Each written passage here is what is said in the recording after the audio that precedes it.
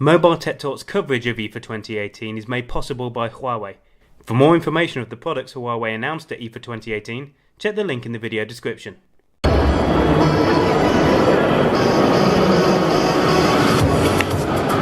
Hi guys, this is Craig from MobileTechTalk, and today we're on the ZTE stand looking at the Axon 9 Pro that was announced yesterday. So this particular device here comes with a Qualcomm Snapdragon 845, so it's got a 2018 flagship SoC in there, but it comes with Android O, not Android Pie, which is a little bit of a downer.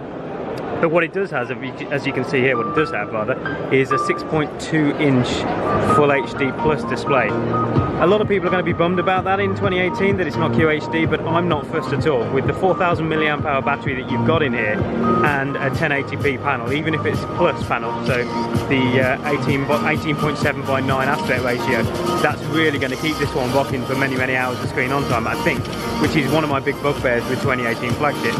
Battery life, other than the Huawei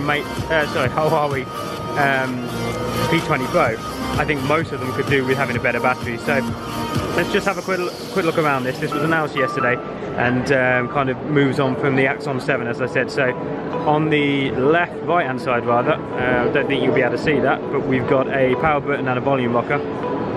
On the front obviously we've got the 6.2-inch display, and we do have the lovely notch, because everybody wants a notch in 2018, don't they? But there's a reason for having it here, obviously, because we've got a 20 megapixel front-facing camera on the front, and we've also got a speaker grill on the front there. Absolutely nothing on the other side other than the SIM tray, which does include an SD card expandable storage. And then on the back, as you can see, it's very glossy. Let's just kind of try and clean that up. You've got your very iPhone-esque dual camera setup there, with a 20 megapixel sensor with optical image stabilization, but also 1.4 micron pixel sizes for better sort of low light quality pictures. There's also a 20 megapixel camera there as well. As I say, the front one is 20 megapixels as well. So this is going to be available, not sure when, not sure whether we're going to see it in the EU at all, but it was announced yesterday. It does have global band coverage in terms of the radio in it, so it may get an EU launch. So it's the Snapdragon 845, it's 6 gig of RAM, it's 128 gig storage. We think it's going to retail at around about, I think, 400 euros. It may be even more than that.